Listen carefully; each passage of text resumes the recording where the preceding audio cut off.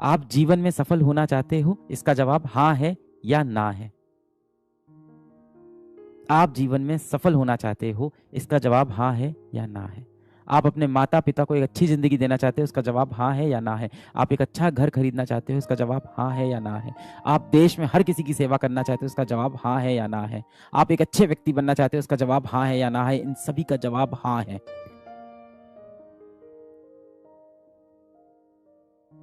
पर आप कर नहीं पा रहे हो क्योंकि परेशानी सच में बड़ी है। परेशानी सच में बड़ी है। एक अदृश्य दानव है, एक अदृश्य शैतान है जिसने हमारे मस्तिष्क पे पूरा कब्जा कर लिया है। वो अदृश्य है। ये कलयुग है। वो जो दानव है, वो जो शैतान है, वो सामने दिखाई नहीं पड़ेगा। और ये शैतान इंसानों द्वारा ही बनाया गया है। आप पुराने समय में देखो, जितने भी राक्षस बनते थे वो भगवान से ही आशीर्वाद लेके बनते थे। बड़े बड़े उनको आशीर्वाद मिल जाते थे, फिर बड़े बड़े राक्षस बन जाते थे। जितने भी बड़े आप राक्षस देखो, उन सभी को किसी न किसी भगवान ने ही आशीर्वाद दिया होता है। आज के समय में जो कलयुग के राक्षस हैं, उसको इंसान ने बनाया है। ऐसे राक्षस हैं जो आपका समय आपसे लेना चाहते हैं। ऐसे राक्षस हैं जो आपकी जिंदगी आपसे लेना चाहते हैं। ऐसे राक्षस हैं जो आपका लक्ष्य, आपका सपना, आपकी सोच, आपका परिवार, आपका भविष्य सब आपसे छीनना चाहता है।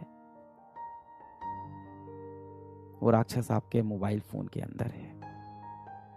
ऐसा क्यों हो रहा है कि तुम कुछ और करना चाह रहे हो पर दिन भर कुछ और कर रहे हो?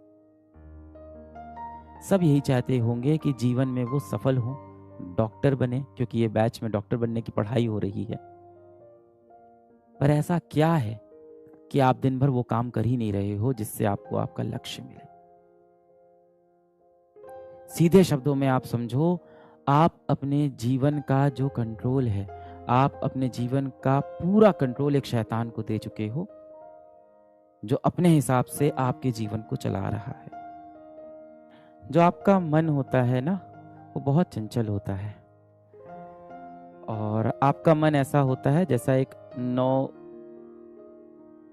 नवजीवित आपका जो मन होता है ना, वो वैसा होता है जैसे कोई नवजीवित पशु हो। जो छोटा सा घोड़ा पैदा होता है ना, वो इधर उधर भागता रहता है, उसे सही दिशा नहीं मिलती है। और उसे लगातार सिखाया जाता है कि तुझे सीधे दौड़ना है, जब बाधा आएगी तो तुझे कूदना होगा। पर वो घोड़ा सीख नहीं पाता, वो इधर उधर भागता रहता है। जिस तरह से एक नवजात पशु का दिमाग होता है ना, कि इधर उधर भागता रहता है, ठीक वैसे ही आपका मन होता है। आप देखो, जितने भी लोग सबसे ज्यादा महान बने हैं, उन्होंने अपनी इंद्रियों पे काबू किया है, अपने मन पे काबू किया है। बाहर दुनिया को जीतना बहुत आसान है बेटा। सबसे पहले आप अपने मन को जीतो, अपनी इंद्रियों को जीतो, अपने ऊपर कंट्रोल लेके आओ। जब तक आपके जीवन का कंट्रोल दुनिया के पास है, तब तक आप कुछ नहीं कर पाओगे। सबसे पहले अपनी लाइफ का कंट्रोल लो। Take back the control of your life. पुराने समय में क्या होता था कि जो राक्षस होता था, जो दुश्मन होता था, जो शैतान होता था, वो सामने दिखाई पड़ता था।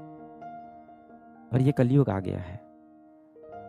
कलयुग के अंदर आप देखो, जितनी भी बुरी शक्तियां हैं वो अब दिखाई नहीं पड़ती। उन्होंने हमारे मन के ऊपर काबू कर लिया है। अगर आपको पता है कि आपको मोबाइल नहीं यूज करना है, अगर आपको पता है आपको इंस्टाग्राम नहीं चलाना है, अगर आपको पता है कि रात रात में फोन पे किसी से बात करूंगा या व्हाट्सएप पे चैट करूंगा तो मैं सफल नहीं हो पाऊंगा, अगर आपको ये सब पता है और इसके बाद भी आप मजबूर हो, आपके पास अपने जीवन का कंट्रोल नहीं है, तो जाहिर सी बात है कोई तो शैतान है जो दिखाई नहीं पड़ रहा है। कोई साइंस नहीं लगेगी इतनी बात पता लगाने में, कोई साइंस नहीं लगेगी। तुम किसी और के कंट्रोल में हो, तुम अपने काबू में नहीं हो बेटा। क्यों होने दे रहे हो ऐसा?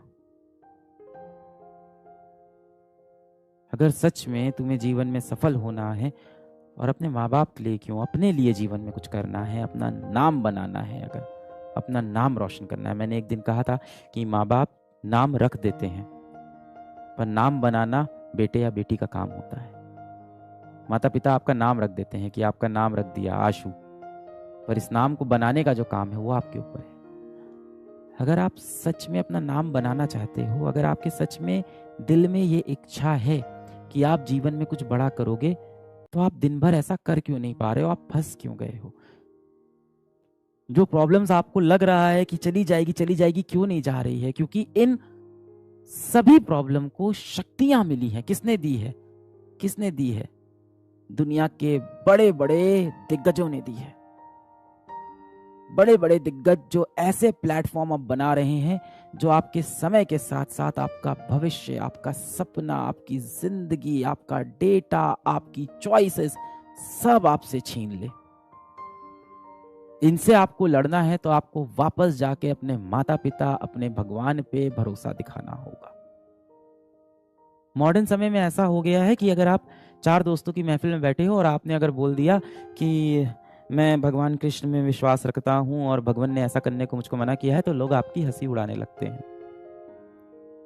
क्यों वो लोग बुरे हैं? नहीं, क्योंकि उनके दिमाग पे कलयुग के शैतान ने कब्जा कर लिया है। वो यही तो चाहता है कि आप भगवान से दूर हो जाओ, अपनी संस्कृति से दूर हो जाओ, आप अपने कर्म से भटक जाओ। श्री कृष्ण क्या बोलते हैं कि भाई कि सबसे बड़ा जो सन्यास है वो कर्म है। सबसे बड़ा जो सन्यास है वो कर्म है। आप गीता में जाना, अध्याय 18 है और अध्याय 18 का अगर आप देखोगे तो टाइटल है सन्यास। सन्यास के ऊपर है पूरा। और अगर मैं आपको संक्षेप में बताऊं, अगर आप सोचते हो कि पहाड़ पे चले जाना और सब कुछ त्याग देना सन्यास है, भगवान श्री कृष्ण ने ये बिल्कुल नहीं बोला।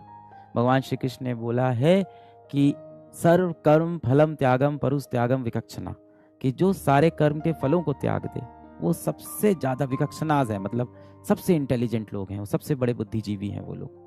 पर कर्म को त्यागने वाले बुद्धिजीवी नहीं होते। आज इस सेशन के बाद में हाथ जोड़ना भगवान श्री कृष्ण के सामने, भगवान श्री राम के सामने, जिस भी भगवान को आप मानते हो, जिस भी धर्म के हो आप। हम भारतीय हैं, हर धर्म की इज्जत करना हमारे संविधान में लिखा है। आप जिस भी धर्म के हो बेटा, जिस भी भगवान को आप मानते हो, उनके सामने हाथ जोड़ना, सच्चे दिल से माफी मांगना अपनी गलतियों के लिए, एक अच्छा इंसान बनने का संकल्प लेना, और ये क्रिया हर शाम करना शुरू कर दो। अभी हुआ क्या ना कि कलयुग के अंदर क्या हुआ कि पढ़ाई के नाम पे भगवान पे विश्वास ना करने को पढ़ाई समझने लगे लोग, कूल समझने लगे, अपने आप को एजुकेटेड समझने लगे लोग। माँ बाप से बदतमीजी से बात करने को एजुकेटेड समझने लगे हैं लोग।